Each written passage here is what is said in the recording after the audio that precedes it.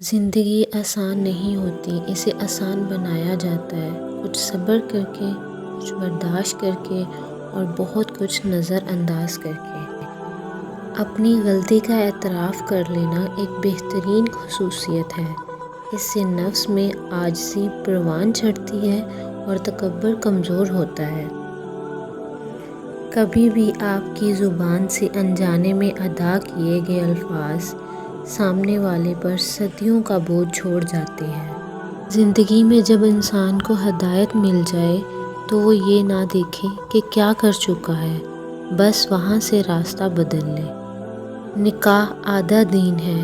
کسی لڑکی کی طرف ہاتھ اسی وقت بڑھاؤ جب اسے بیوی بنانے کی ہمت رکھتے ہو، صرف جانچنے کے لیے اور معیار پر پورا نہ اترنے پر دھتکارنے کے لیے نہیں۔ کچھ لوگ معیار زندگی بلند کرنے کے چکر میں معیار انسانیت سے گر جاتے ہیں۔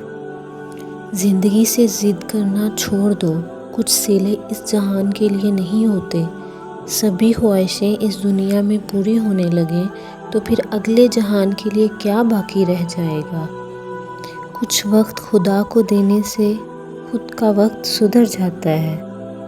بابا کہتے ہیں، دکھ تو روحانیت کی سیڑھی ہے، اس سے مت گھبراؤ، خوشی مناؤ کہ اس مہربان رب نے تمہیں چن لیا۔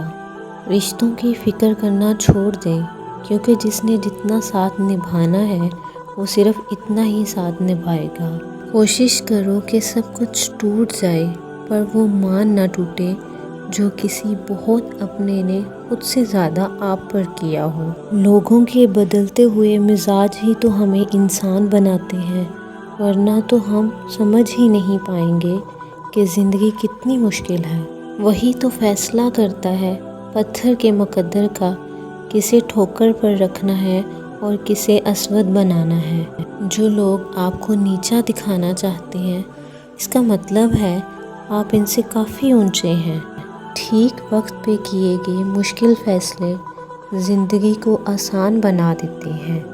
جب آپ کے ارد گرد بسنے والے آپ کو سمجھ ہی نہ پائیں تو ایسے حالات میں یہی بہتر ہوتا ہے کہ ان میں رہتے ہوئے خود کو سب سے الگ کر لیا جائے۔ اپنے آنسو خود پوंچھنے سے، خود کو خود ہی تسلی دینے سے دل بڑا مضبوط ہونے لگتا ہے۔ پھر تنہائیاں راس آنے لگتی ہیں اور لوگوں کے رویے تکلیف بھی نہیں دیتے۔ تلخ ہے لیکن حقیقت ہے، کسی سے آپ 2 سال سے ریلیشن شپ میں ہوں یا 6 سال سے یا 10 سال سے، نکاح تو آپ کا وہیں ہوگا جہاں اللہ کا حکم ہوگا، جہاں لکھ دیا گیا ہے۔ اپنی مرضی سے غلط راستوں سے اپنے ہم سفر ڈھونڈنے کے چکر میں آپ صرف اپنا کردار اور قیامت والے دن کے اعمال نامہ داغدار کر رہے ہیں۔ اپنے آنسوؤں کو اتنا مہنگا کر دو کہ کوئی انہیں خریدنے کی کوشش نہ کرے، اور اپنی مسکراہٹ کو اتنا بے مول کر دو کہ ہر کوئی اسے پانے کی چاہت کرے۔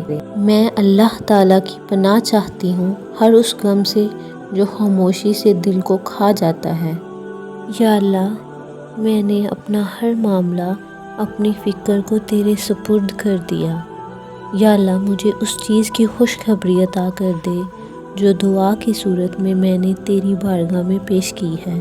عمل کے بعد نتیجہ نیت کا نکلتا ہے اور لوگ سمجھتے ہیں قصور قسمت کا ہے۔ زندگی کی ٹھوکریں بہت نرالی ہوتی ہیں، جب بھی لگتی ہیں کسی کی اصلیت دکھا جاتی ہیں یا کچھ نہ کچھ سکھا جاتی ہیں۔ کچھ رشتے اللہ خود ختم کرتا ہے تاکہ ہماری زندگی خراب نہ ہو سکے۔ بے شک وہ جو کرتا ہے بہتر کرتا ہے۔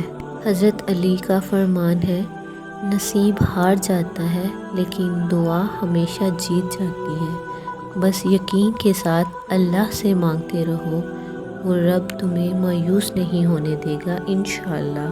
حضرت علی کا فرمان ہے، جس سے محبت کی جائے اس کا فرما بردار ہونا پڑتا ہے۔ احساس زبردستی نہیں ڈالا جا سکتا۔ اگر یہ ممکن ہوتا تو اس دنیا میں کوئی مسئلہ ہی نہ ہوتا۔ صبر کی ایک بات بہت اچھی ہے، جب آ جائے تو کسی کی طلب نہیں رہتی۔